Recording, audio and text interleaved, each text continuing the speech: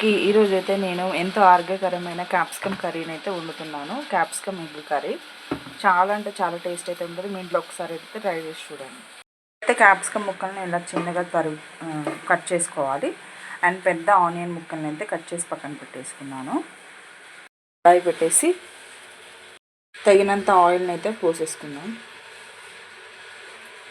ఇందాక మనం కట్ చేసుకున్న ఆనియన్ ముక్కల్ని అయితే వేసేసుకున్నాం.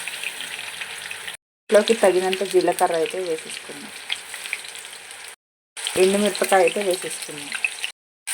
ఇలా ఒకసారి అయితే చక్కగా మిక్స్ చేసేసుకోవాలి.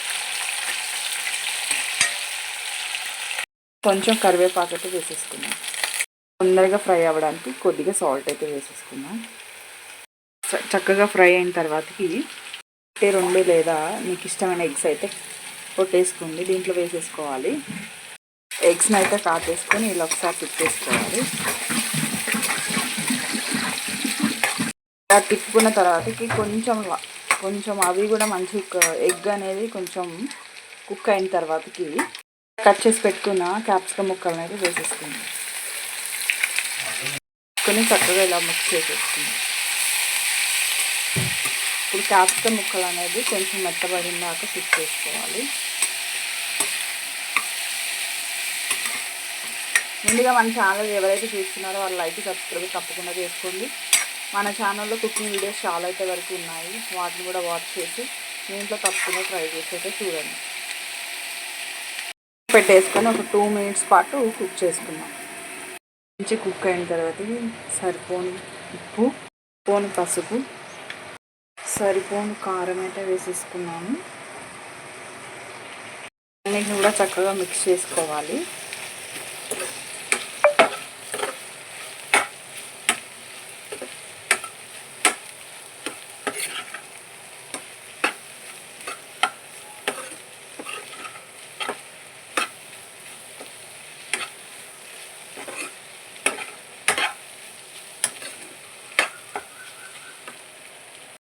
ఇలా 5 నిమిషాలు కుక్ చేసుకున్న తర్వాతకి మరొకసారి తిప్పేసుకొని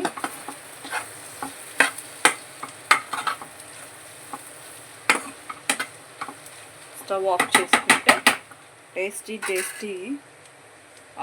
క్యాప్సికమ్ ఆనియన్ ఎగ్ కర్రీ అయితే రెడీ. చాలా టేస్ట్ అయితే ఉంటుంది అండ్ హెల్తీ కూడా చాలా. Thank you for watching.